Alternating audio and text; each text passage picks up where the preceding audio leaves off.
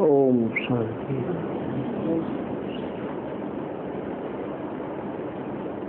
एक छोटा सा रात्रि क्लास है 20 दिसंबर 1967 का।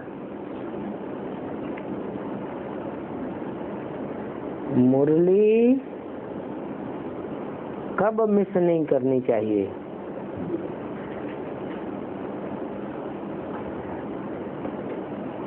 मुरली सुनने और समझने का बड़ा शौक होना चाहिए।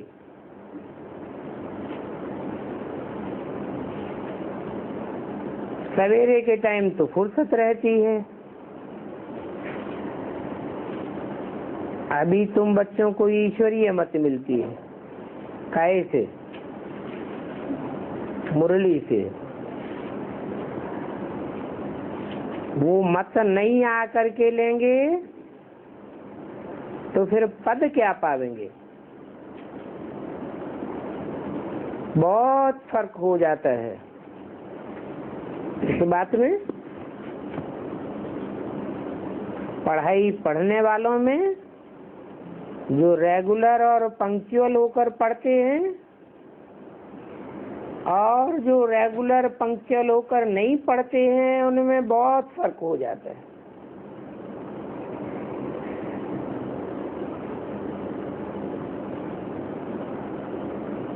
क्योंकि ईश्वरीय मत मिलती है एक बाप से और बाकी सब मनुष्य मात्र से आसुरी मत मिलती है। मनुष्य मत से नरकवासी और ईश्वरीय मत से स्वर्गवासी बनते हो।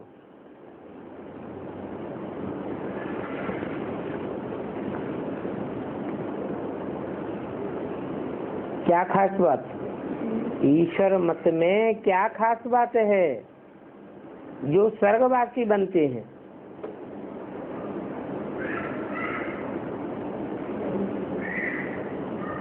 ईश माना ही शासन करता, वर माना श्रेष्ठ,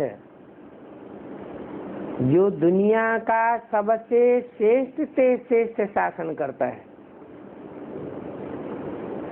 अच्छे से अच्छा शासन करता है। कोई शासन करते हैं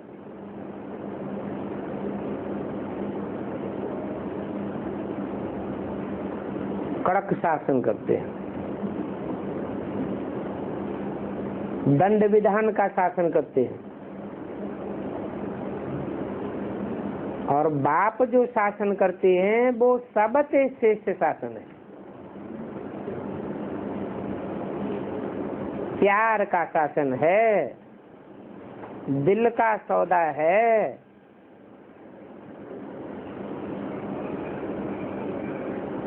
इसलिए तुम ईश्वरीय मत से स्वर्गवासी बनते हो।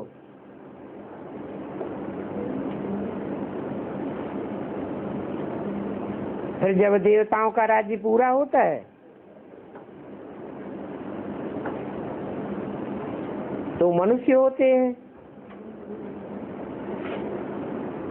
मनुष्य मत से फिर नीचे उतरते हैं।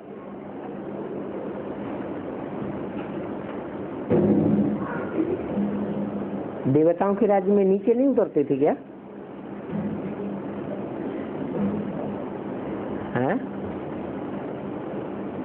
देवताओं के राज्य में भी तो नीचे उतरे। 16 कला संपूर्ण से त्रेता के अंत में 8 कलाएं हो गई ना। फिर अरे उतरे तो उतरते हैं, लेकिन वो यहाँ संगम युग की शूटिंग का प्रभाव है। शूटिंग पीरियड में जब कोई नई आत्मा आती है तो फोर्स से आती है, पक्के श्रद्धा विश्वास से आती है। ये कहते हैं विश्वासम फलदायकम। जो पक्की श्रद्धा, पक्का निश्चय बैठा हुआ है वो श्रद्धा ही उसको सतो प्रधान स्टेज में ले जाती है। फिर धीरे धीरे नीचे उतरते जाते हैं, आपस में लेन देन करने लग पड़ते हैं, या तो मनमत या तो मनुष्य मत का।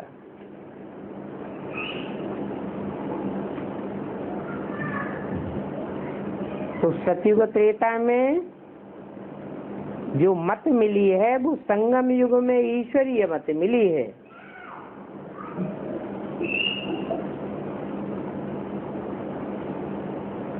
और त्रेता के बाद वो ईश्वरीय मत की प्रारब्ध खलास हो जाती है, फिर मनुष्यों की मत मिलती है तो नीचे उतरते हैं। जिस मत से इतना ऊंच मर्तबा मिलता है, इतना कह के किस तरफ इशारा किया?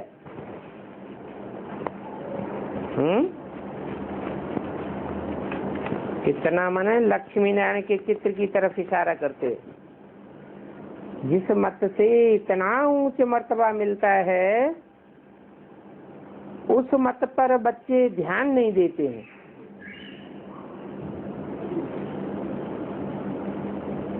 और मनुष्यों की मत पर देखो कितना ध्यान देते हैं। मनुष्य गुरुओं की मत पर ध्यान देते हैं। मुरली जो मिस की है वो फिर सुनना चाहिए। कारण या कारण मिस हो जाती है तो मुरली जरूर सुनना चाहिए। ईश्वर का परिवार बिल्कुल सिंपल है।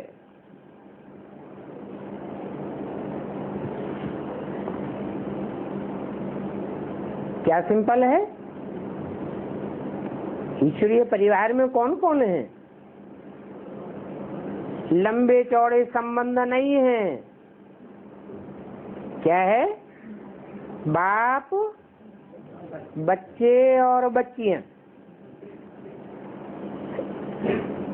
बाकी जो भी संबंध हैं उनको तोड़ना पड़ता है।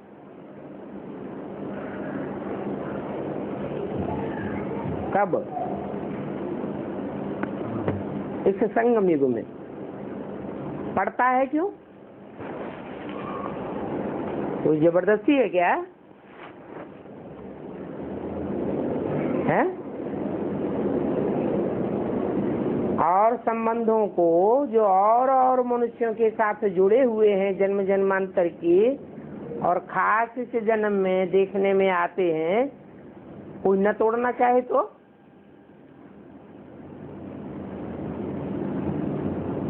कंपल्सन है। हाँ, ऐसी ऐसी स्थितियां परिस्थितियां आती जाएंगी कि वो सब संबंध तोड़ने पड़ेंगे। एक शिव बाबा, दूसरा न कोई। अंत में सब समझते जाएंगे कि सारी दुनिया झूठी और एक बाप सच्चा। इसलिए बोला कि बाकी जो भी संबंध है सब तोड़ने पड़ते हैं। तो देह और देह के संबंध जो पहले तोड़ लेंगे बुद्धि योग से, नष्टो मोहा स्मृति लब्धा बन जाएंगे, वो ज्यादा फायदे में रहेंगे। या बाद में तोड़ने पड़ेंगे लाजमी, स्थिति परिस्थिति विकराल होने के कारण, वो ज्यादा उच्च पद पाएंगे।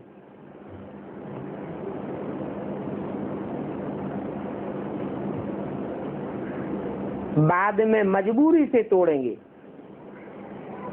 और जो पहले ही मुरली सुन करके धारण कर लेंगे और बुद्धि योग से पहले ही तोड़ देंगे, फायदा किसको होगा? जो जितना जल्दी नष्ट मोहा बनेगा उतना जल्दी उतना ही ऊंच पद प्राप्त करेगा। शादी करने से और ही संबंध बढ़ जाता है। अभी तोड़ने का समय है या जोड़ने का समय है? नए नए संबंध। तोड़ने के टाइम पर अगर कोई जोड़ता जाए तो देह के संबंधों में और ही बढ़ोतरी कर ली, फिर ससुर घर भी याद आने लग पड़ेगा।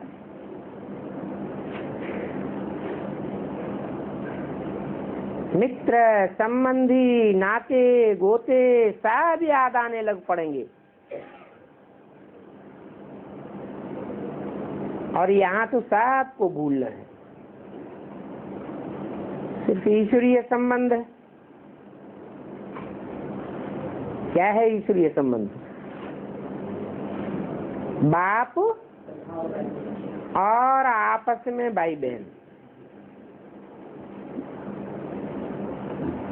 और सब देह सहित देह के सब संबंध भुलाने हैं।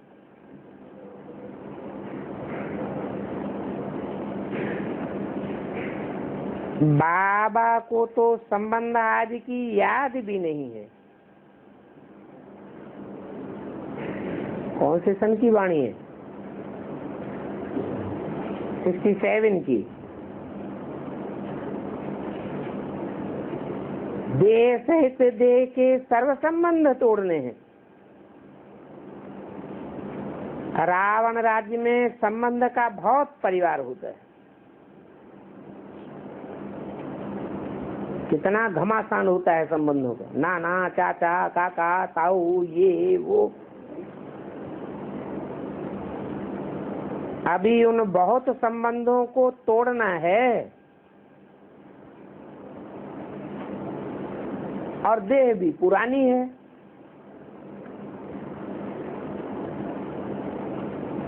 एक संग जोड़ना है तो ऊंच पद पाए सकते हैं। अगर अनेकों के साथ संबंध जुड़े रहे अंत तक, तो लंबे समय की क्या प्रैक्टिस पड़ गई? नष्ट मोहा स्मृति लब्धा की प्रैक्टिस हुई क्या? नहीं हुई। तो ऊंच पद कैसे पावेंगे? संबंध होगा तो अंत में वो ही याद आ जाएगा। अंत मते सो गति। बाबा पूछते हैं, नारायणी नशा चढ़ा हुआ है,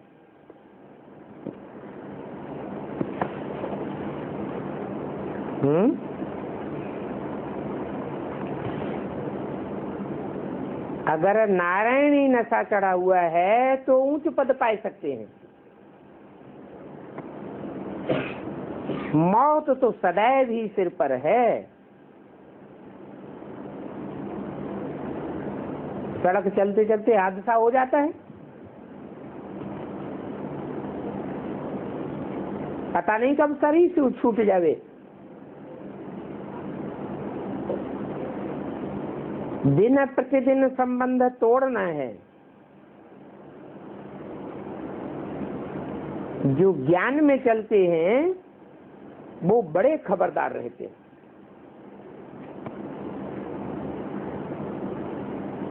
अगर ज्ञान में चलते हैं तो देह सहित संन्यास, सन्यासी लोग तो कर नहीं सकते। क्यों? देह सहित देह के संबंधों का संन्यास वो सन्यासी लोग क्यों नहीं कर सकते?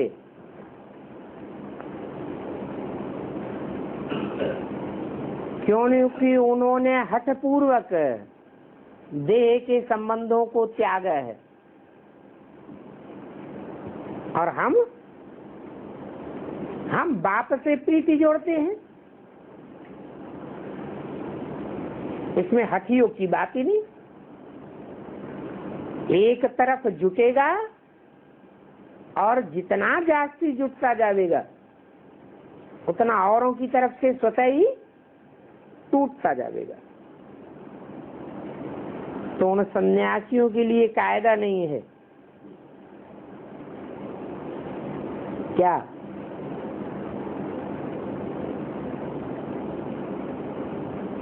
उन सन्यासियों के लिए कायदा नहीं है कि वो राजयोग सीख सकें। उनको इस प्रकार का ज्ञान मिलता ही नहीं है, सिवाय तुम ब्राह्मणों के कोई में ये ईश्वरीय ज्ञान नहीं है। तुम ब्राह्मणों की लिस्ट में कौन कौन से ब्राह्मण हैं?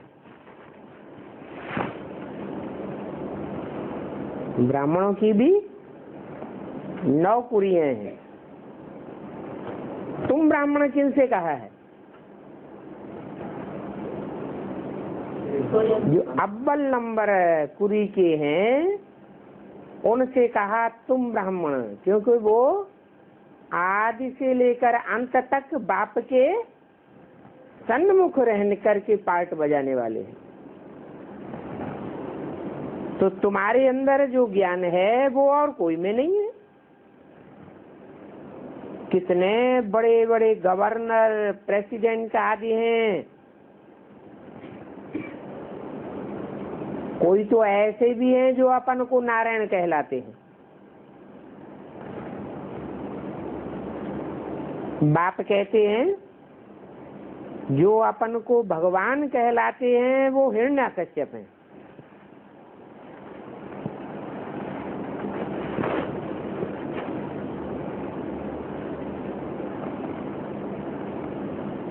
तुम बच्चे मास्टर, मैसेंजर व पैगंबर बने हो। बाप का मैसेज देना तुम्हारा काम है।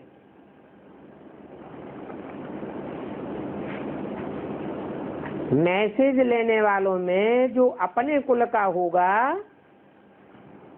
उसकी पहचान क्या होगी?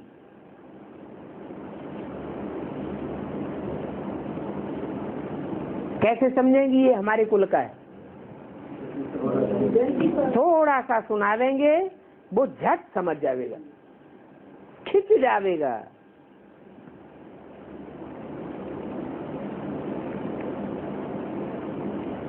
जन्म जन्मांतर का सूर्यवंशी कुल का है, सूर्य से कनेक्शन रखने वाला है। राम की आत्मा से कनेक्शन रखने वाला है। तो पूर्व जन्मों का वो हिसाब किताब उसको झट खींच लेगा।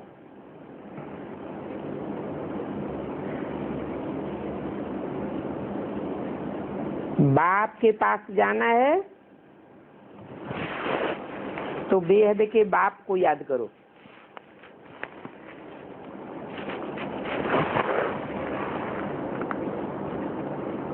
तो पावन दुनिया का मालिक बन जाएंगे।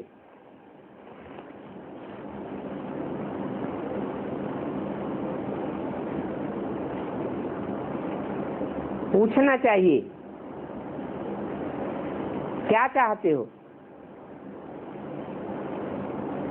मुक्ति चाहते हो व जीवन मुक्ति चाहते हो? बाकी मोक्ष तो होता नहीं। मोक्ष का अर्थ लगाते हैं सदा काल के लिए मुक्ति। इस दुनिया में कभी आवे ही नहीं।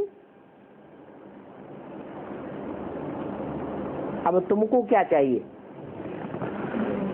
सदा काल के लिए मुक्ति चाहिए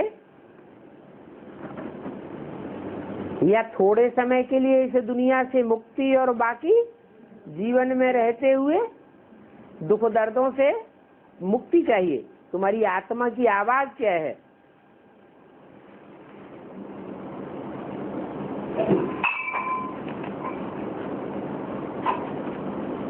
ये तो पूछा जाता है ना। सन्यासियों से तो पूछना ही व्यर्थ है, वो तो अपनी हठ के पक्के हैं, हमें ये संसार नहीं चाहिए। और कहेंगे तो कहेंगे कि स्वर्ग के सुख काग बिस्टा समान, वो भी नहीं चाहिए। अभी देखो भारत में भगवान बहुत हो गए हैं,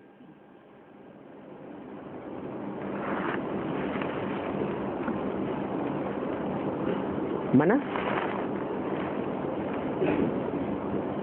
बाबा क्या कहना चाहते हैं? भगवान एक होता है या बहुत होते हैं? सर्वव्यापी होता है। भगवान तो एक व्यापी होता है, एक व्यापी ही बन करके आता है। एक व्यापी बन करके आवे तब तो सबकी बुद्धि एक में टिके। सर्वव्यापी बन के आवेगा तो क्या होगा? बुद्धि बिखर जावेगी या एक चिक हो जावेगी? बिखर जावेगी। ये तो बच्चे समझते हैं। अभी टाइम बहुत पड़ा है किस बात में?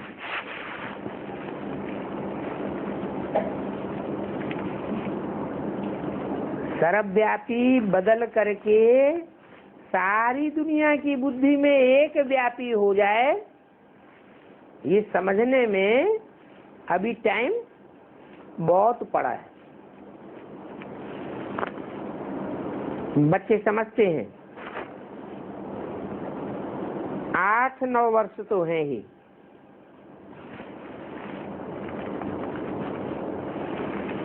आठ 9 वर्ष में क्या होगा? हैं? जो सारी दुनिया की बुद्धि में बैठा हुआ है कि भगवान सर्वव्यापी है, वो बैठना शुरू हो जाएगा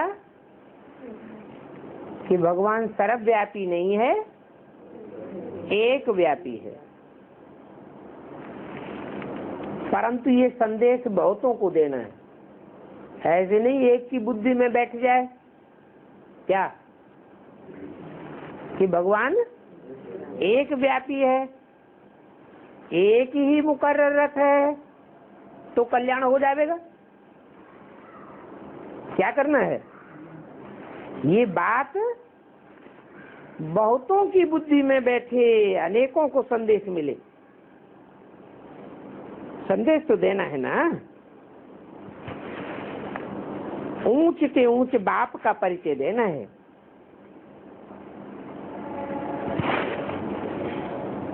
ऊंच से ऊंच और नीचे से नीचे। धर्म पिताएं होते हैं ना, कोई धर्म पिताएं पहले आए, कोई धर्म पिताएं बाद में आए, कोई उत्तरोत्तर श्रेष्ठ युग में आए और कोई उत्तरोत्तर नीचे युग में आए।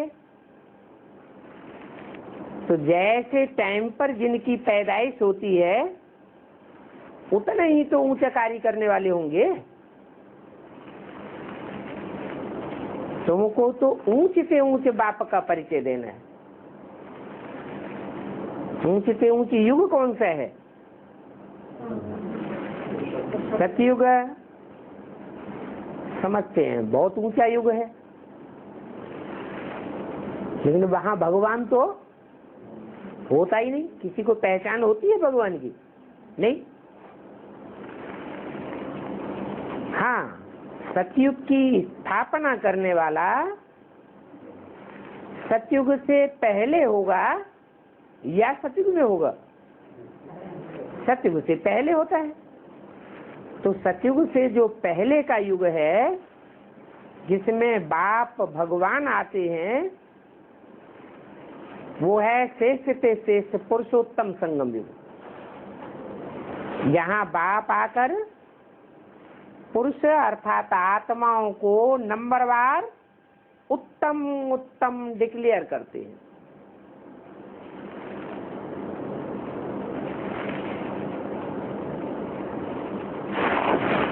तो ऐसे ऊंच से ऊंच बाप का परिचय देना है। ऐसा ऊंच कार्य और दुनिया में कोई धर्म पिता कर ही नहीं सका। ये नीच से नीचे हिरण्यकश्यप आदि तो तब लिखा है जब थंब से निकल भगवान ने मारा। थंब क्या है? ये शरीर ही खंभे मिसल है। जिस तन में मुकर्रर रथ में भगवान बाप प्रवेश करते हैं गुप्त रूप में, वो गुप्त बाप जब संसार में प्रत्यक्ष होता है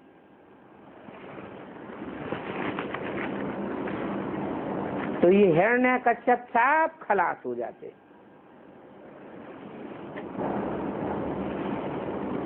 समझते हैं पेट चीर कर मारा। भगवान क्या हिंसा करता है? हिंसा की तो बात ही नहीं। ये तो बुद्धि रूपी पेट की बात है। बुद्धि रूपी पेट में उन हिरण्यकश्यपों के इतना दर्द होता है, टेंशन बढ़ता है कि वो कोई बात का जवाब पब्लिक को नहीं दे पाते।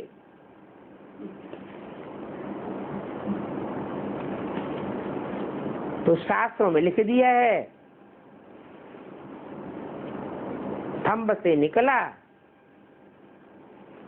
कौन सा रूप धारण करके? नर के रूप में सिंह का रूप धारण करके निकला। जैसे जंगल में शेर की आवाज सारे जंगल को दहलाए देती है,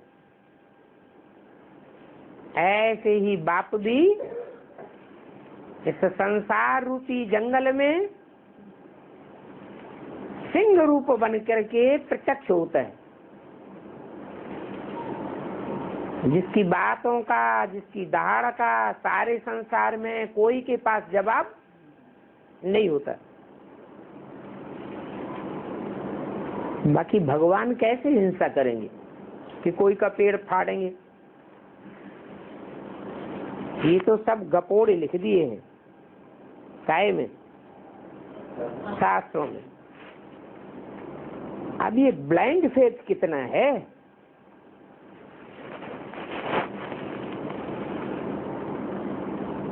गुरु जी ने सुनाया कि सत्ययुग में हिरण्यकश्यप का राज्य था, तो सत्यवचन महाराज, अरे जब सत्य का युग है तो वहां श्रेष्ठ होंगे या राक्षस होंगे? श्रेष्ठ ही होंगे। फिर बताते हैं पेट फाड़ा भगवान ने। अरे भगवान आकर के हिंसा सिखा देगा? आज के साधारण गुरु भी प्रवचन देते हैं तो ये सिखाते हैं कि कोई की हिंसा करो, मारो, हत्या करो।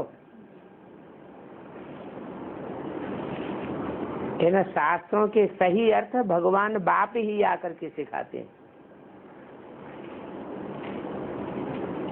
जैसे वो पेट है, उस पेट में कोई बात पचाई जाती है, ये बुद्धि रूपी पेट है। उस पेट में भोजन पचाया जाता है और बुद्धि रूपी पेट में कोई ज्ञान की बातें पचाई जाती है।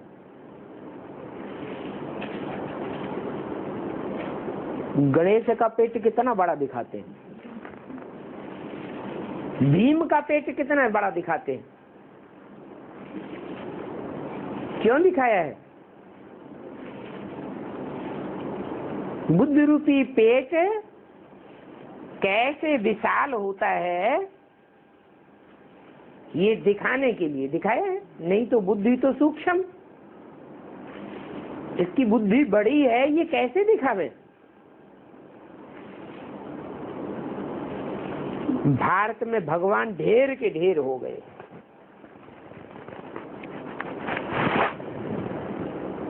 जो मन में आया तो अगड़म बगड़म सुनाते रहते हैं। और भक्त ब्लाइंड फेथ करते रहते हैं।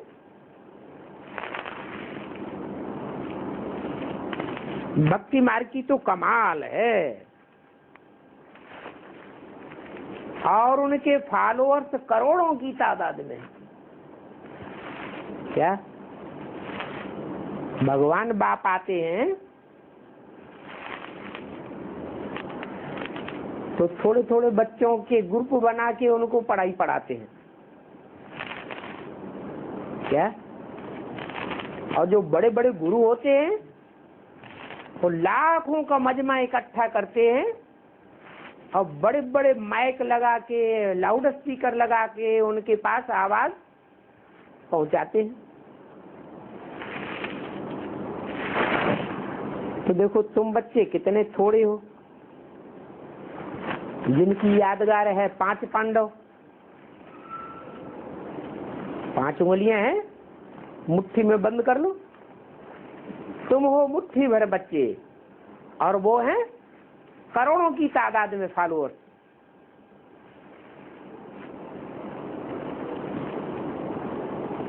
आगे चल करके दिन प्रतिदिन बहुतों को साक्षात्कार होते रहेंगे।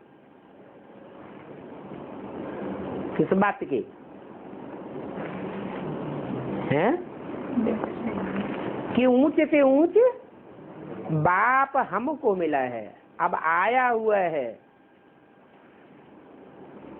ये साक्षात्कार होते रहेंगे।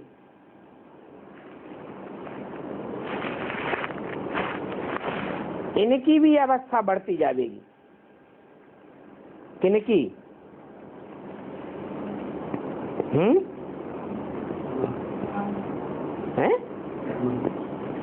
इनकी कहते हैं तो किसकी तरफ इशारा दिया ना? उनकी अवस्था है, वो तो बड़े हुए अवस्था वाले ही हैं, बढ़ती जाएगी। क्या दो तरह के शिक्षा साक्षात्कार होते हैं, एक बुद्धि का साक्षात्कार और एक बंद आंखों का साक्षात्कार। भक्तों को कौन से साक्षात्कार होते हैं? बंद आंखों के साक्षात्कार होते हैं। और बुद्धिमान बाप के बुद्धिमान बच्चों को कौन से साक्षात्कार होते हैं? बुद्धि के साक्षात। बुद्धि माने समझ की बात। तो इनकी भी अवस्था बढ़ती जाएगी। किनकी? इनकी कह करके 2 आत्माओं की तरफ इशारा किया, राम और कृष्ण। यही तो रथ हैं, एक टेम्पररी रथ और एक मुकर्रर रथ। अभी अवस्था इनकी बढ़ी हुई नहीं है, आगे चल करके इनकी भी अवस्था बढ़ती जाएगी। दिन प्रतिदिन बहुतों को साक्षात्कार होते रहेंगे। आज में भी क्या हुआ?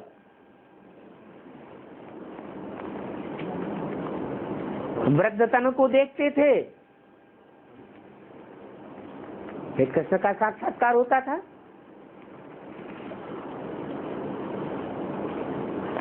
कृष्ण बच्चे का साक्षात्कार करते थे, अंत में बाप का साक्षात्कार करेंगे।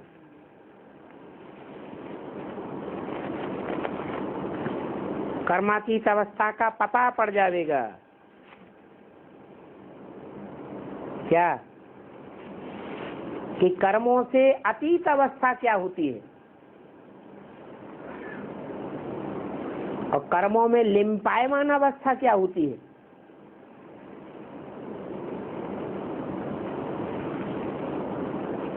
कर्मेंद्रियां तो होती है ना, कर्मेंद्रियों से कर्म करते हैं तो उन कर्मों का असर तो होता ही है। फिर ऐसी स्टेज बन जाए कि कर्मेंद्रियों से कर्म भला होता रहे परंतु उसका कोई लेप छेप आत्मा के ऊपर ना पड़ने पाए। सबको पता पड़ता जाएगा कि इनकी कर्मातीत अवस्था है। और सन्यासी लोग तो ऐसे ही कह देते हैं हमारा गुरु पार निर्वाण गया। अब इसका प्रूफ क्या है कि पार निर्वाण गया? वाणी से परे गया। वाणी से परे जाते हैं, यह शरीर छोड़ने के बाद इसी दुनिया में जन्म लेते हैं। दूसरी दुनिया है ही कहाँ जहाँ चले जाएंगे। दुनिया में पाप बढ़ते जाते हैं या घटते जा रहे हैं? बढ़ते जाते हैं। तो पाप बढ़ते जा रहे हैं, पाप की दुनिया में रहने वालों के पाप नहीं बढ़ेंगे तो नई दुनिया में कहां से पहुंच जाएंगे? तो सबको कर्मातीत अवस्था का पता पड़ता जाएगा कि कौन कौन की कर्मातीत अवस्था हो रही है। फिर ब्रह्मा का भी बहुतों को साक्षात्कार होगा।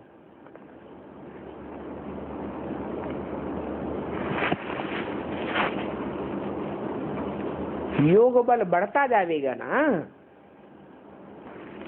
तो जितना जितना योग बल बढ़ता जाएगा उतना उतना बहुतों को बुद्धि में आता जाएगा। ये बहुत गुह्य राज हैं ज्ञान के।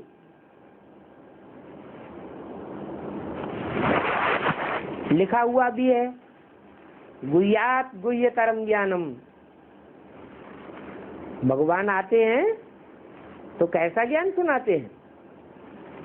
गुह्य ज्ञान नहीं सुनाते, गुह्य से भी गुह्य राज सुनाते हैं। क्या मतलब?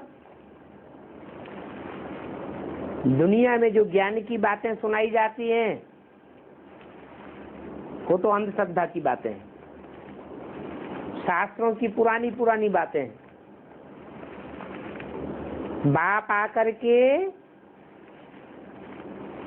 कृष्ण के अंतिम चोले में गुह्य बातें तो सुनाते हैं ना। दुनिया कहती है भगवान सर्वव्यापी है, और ब्रह्मा के तन से क्या बोला? भगवान एक व्यापी है। तो गुह्यता की बात तो सुनाई, लेकिन सुनने वालों ने कहां तक समझी और दूसरों को कहां तक समझाई, ये बात दूसरी है। फिर एडवांस राम बाप वाली आत्मा में बाप के रूप में प्रत्यक्ष होता है, तो और गुह्य राज समझाते हैं। बेसिक में सिर्फ इतना ही पता था क्या कि भगवान व्याप सर्वव्यापी नहीं है। फिर क्या पता चलता? सर्वव्यापी नहीं है तो एक व्यापी कहाँ है? वो बेसिक में पता किसी को नहीं पड़ा। क्या समझ लिया कि ब्रह्मा के तन में ही एक व्यापी है। अगर ब्रह्मा के तन में ही एक व्यापी होता, मुकर्रर रूप से आया हुआ होता, तो ब्रह्मा का शरीर छूट जाता क्या? छूट नहीं सकता। तो ये गुह्य तेरा गुह्य राज मैं तुम बच्चों को समझाता हूं। वो इस्लामी, बौद्धि, क्रिश्चियन आदि धर्मों में कन्वर्ट होने वाले जो भी ब्राह्मण हैं, उनको ये गुह्य राज नहीं समझाता हूं।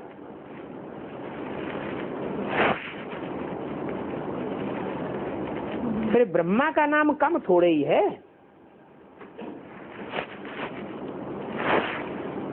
भक्ति मार्ग में तो त्रिमूर्ति ब्रह्मा कह देते हैं।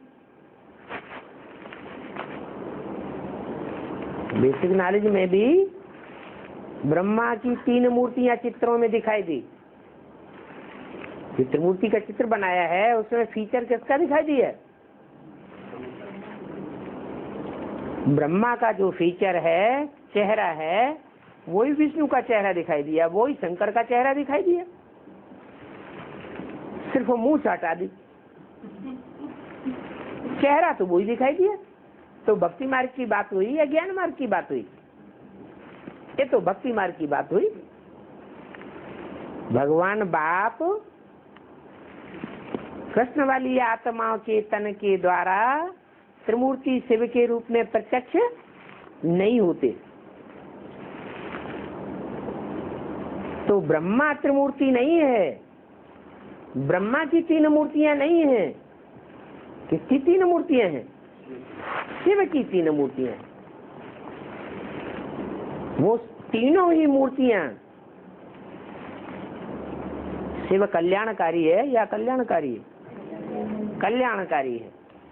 तो वो तीनों ही मूर्तियां जो वास्तव में हैं, जिनके लिए बोला तुम बच्चों को त्रिमूर्ति का यथार्थ चित्र बनाना चाहिए।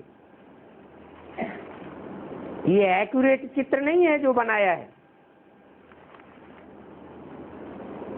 इसमें दादा लेखराज के ही तीनों फीचर रख दिए। क्यों नहीं है एक्यूरेट?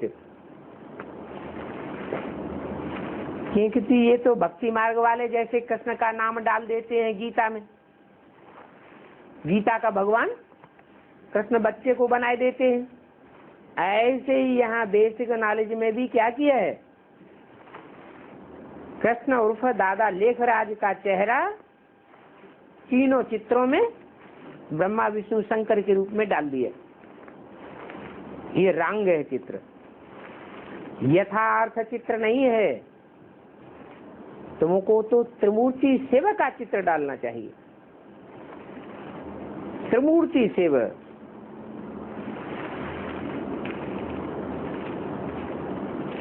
हाँ ब्रह्मा का पार्ट जास्ती है, आदि में भी ब्रह्मा का पार्ट, फिर शंकर के रूप में पार्ट बजाते हैं तो भी ब्रह्मा की सोल प्रवेश करके पार्ट बजाती है। फिर ब्रह्मा तो विष्णु बनता है तो वो भी एक ही होगी, या ब्रह्मा तो विष्णु, तो भी ब्रह्मा की सोल पार्ट बजाती है। तो सोल पार्ट बजाती है, बाकी मूर्ति मूर्ति ब्रह्मा की नहीं है। इसलिए भक्ति मार्ग में ब्रह्मा की मूर्ति नहीं बनाते, मंदिर नहीं बनाते हैं, पूजा नहीं करते हैं।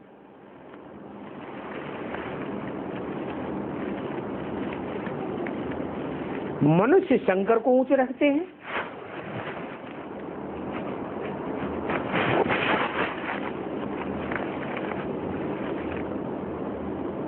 तुम किसको ऊंचे रखते हैं, रखेंगे?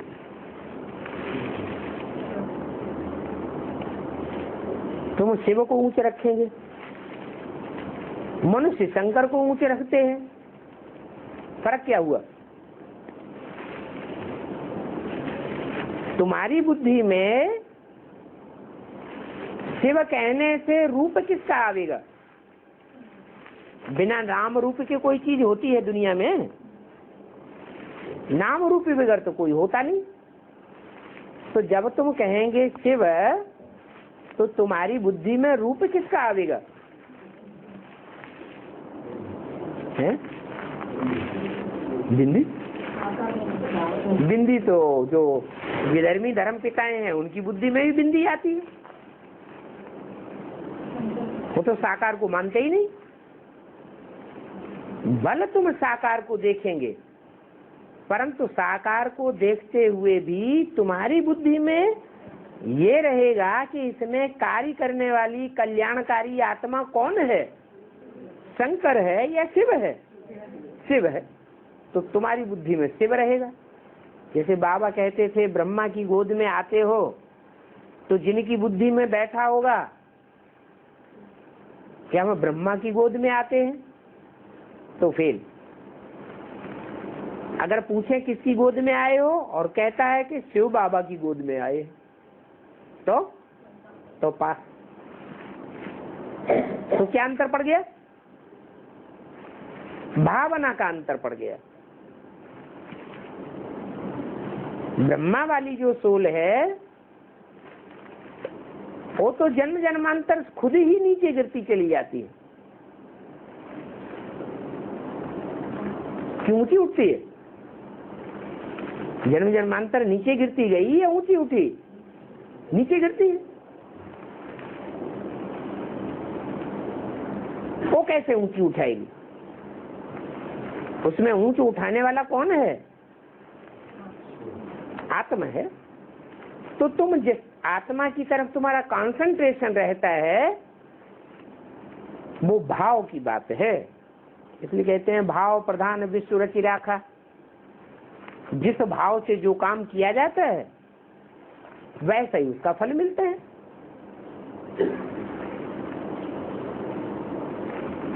तो मनुष्य शंकर को ऊंचे रख देते हैं और शिव शंकर को मिलाए देते हैं। क्यों? शिव के साथ शंकर को मिलाए क्यों देते हैं? मिल सकता है क्या? शिव की आत्मा का पार्ट शंकर की आत्मा के साथ मिल सकता है क्या? मिल सकता है? अरे शिव सदैव असोचता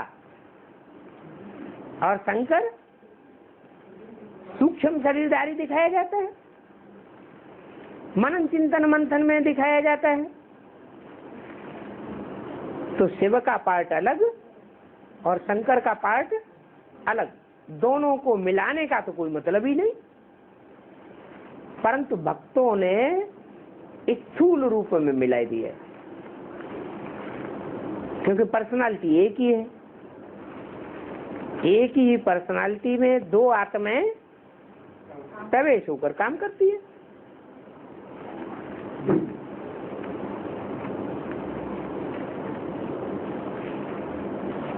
ब्रह्मा का ही पार्ट जास्ती है।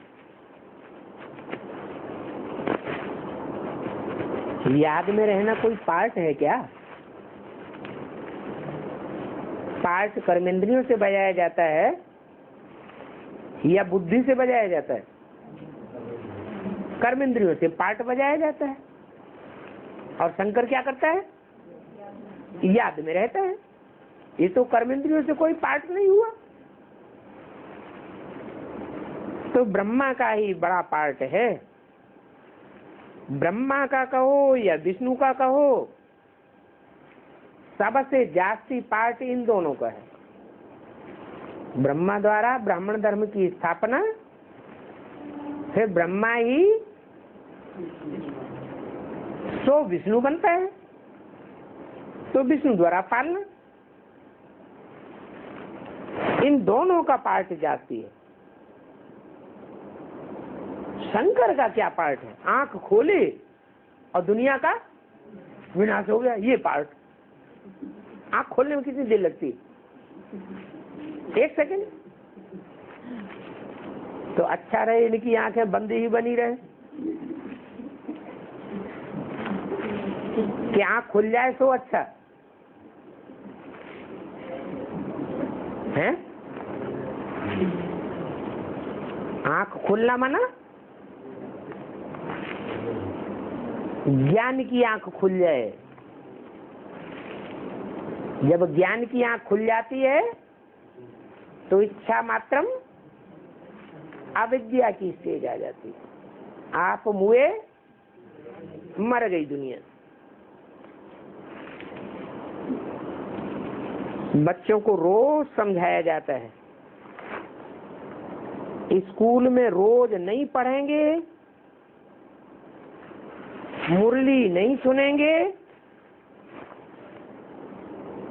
तो फिर तुम्हारी एब्सेंट पड़ जाएगी। रजिस्टर काहे के लिए बनाया जाता है?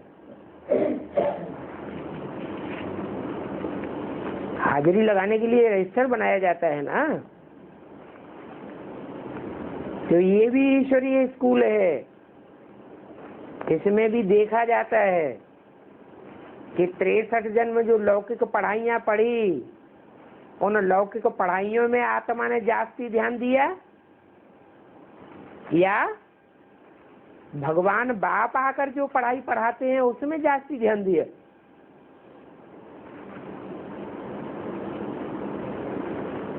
कौन सी पढ़ाई में जास्ती ध्यान देना चाहिए? ईश्वर बाप आकर पढ़ाते हैं, 21 जन्मों के लिए प्रारब्ध मिलती है। अब वो पढ़ाइयां तो 1 जन्म पढ़ो उसी जन्म में प्रारब्ध मिले, वो भी मिले मिले न मिले।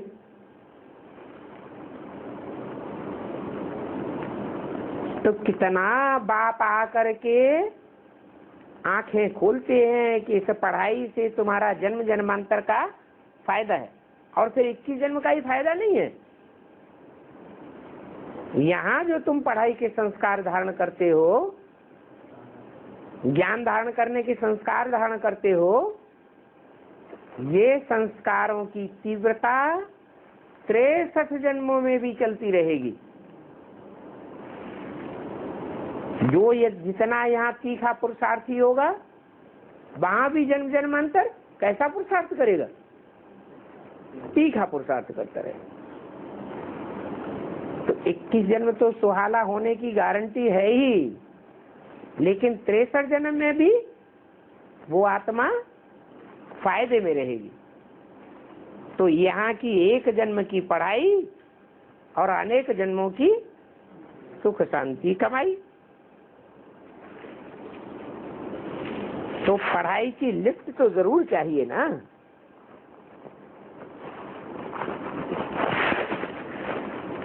गॉडली यूनिवर्सिटी में एब्सेंट थोड़े ही होना चाहिए।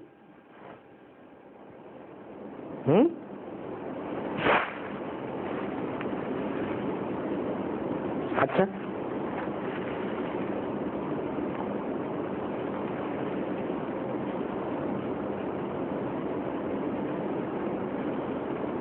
गॉडली यूनिवर्सिटी में कौन पढ़ाते हैं?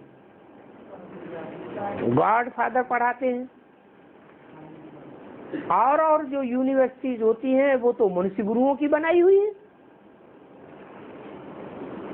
यहाँ एब्सेंट नहीं होना चाहिए। पढ़ाई कितनी ऊंच है, जिस पढ़ाई से तुम सुखधाम के मालिक बनते हो।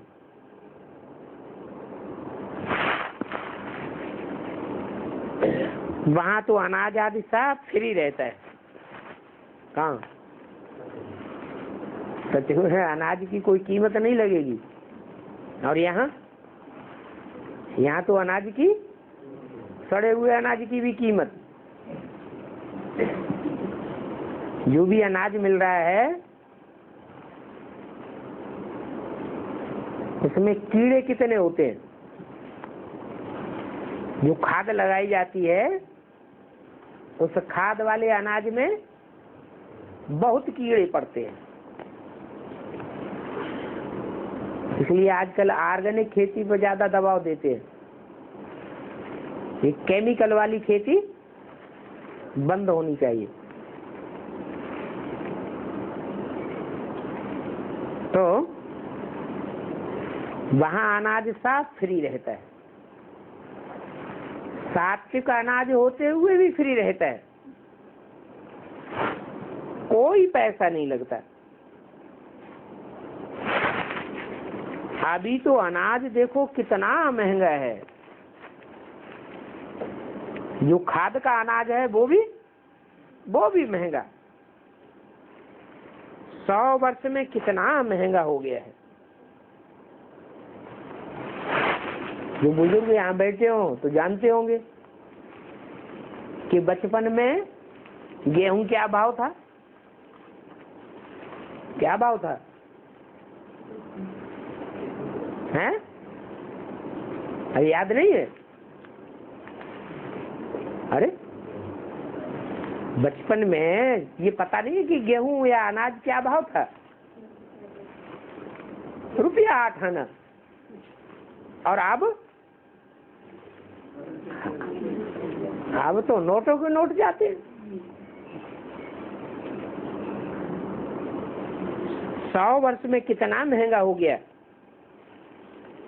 नहीं तो आगे कितनी सस्ताई थी। हद के अनाज की ही बात हो रही है कि बेहद के अनाज की भी बात हो रही है? बेहद का अनाज भी। बेहद का अनाज कौन सा है? नहीं, ज्ञान तो जल होता है, ज्ञान का दूध होता है, पेय। जो पीने की चीज है वो ज्ञान है। और खाने की चीज है, बुद्धि का भोजन है याद। तो बोला आगे अनाज की कितनी सस्ताई थी। मना पहले जब सन 36 था तो जो आए ब्राह्मणों की दुनिया में उनका याद ऑटोमेटिक लगती थी या मेहनत करनी पड़ती थी? ऑटोमेटिक याद लगती थी, आने से ही एकदम अवस्था ऊंची चढ़ जाती थी। और अभी खींच खींच के याद करनी पड़ती है।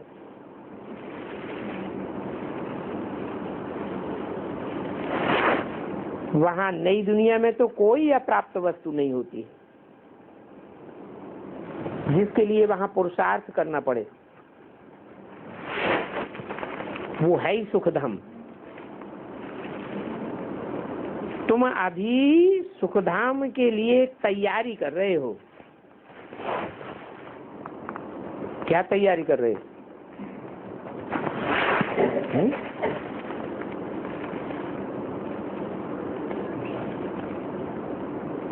बैगर टू प्रिंस बनना है ना? ठीक है, क्या तैयारी कर रहे हैं?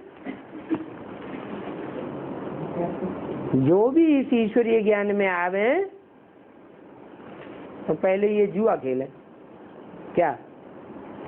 सारा तन मन धन सब ईश्वरीय सेवा में स्वाहा करें। इतना स्वाहा करें कि बैगर बन जाए। इसलिए भक्ति मार्ग में कहते हैं कि शंकर का फॉलोअर नहीं बनना। शंकर बबूतिया है तो तुमको भी क्या बना देगा? बबूतिया लंगोटिया बनाए देगा।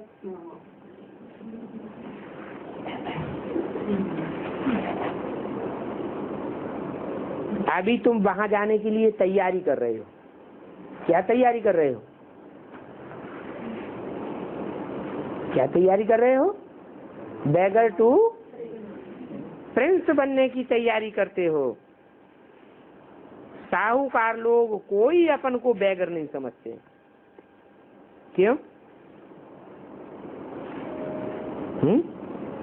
जिसके पास प्रैक्टिकल में ढेर सारी धन संपत्ति भरी पड़ी होगी वो बैगर कैसे समझेगा?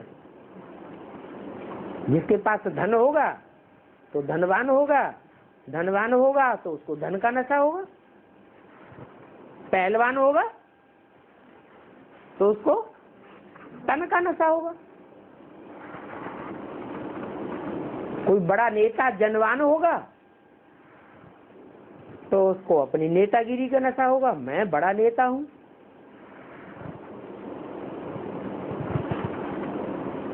जिसको जो भी इस दुनिया की प्रभुता मिलती है उस प्रभुता का नशा मद जरूर करता है। तो इस दुनिया के जो भी साहूकार लोग हैं वो कोई भी अपन को बैगर नहीं समझते हैं। और तुम अपन को बैगर समझते हो। प्रैक्टिकल में बैगर बनेंगे तो समझेंगे या नहीं होंगे तो समझेंगे। जो प्रैक्टिकल में बैगर बन चुके होंगे ईश्वरीय सेवा में सब कुछ जिन्होंने अपना अर्पण किया होगा तो अपन को बैगर समझेंगे, नशा रहेगा। अब हम बैगर टू प्रिंस बनने वाले हैं। अच्छा, बच्चों को ओम शांति।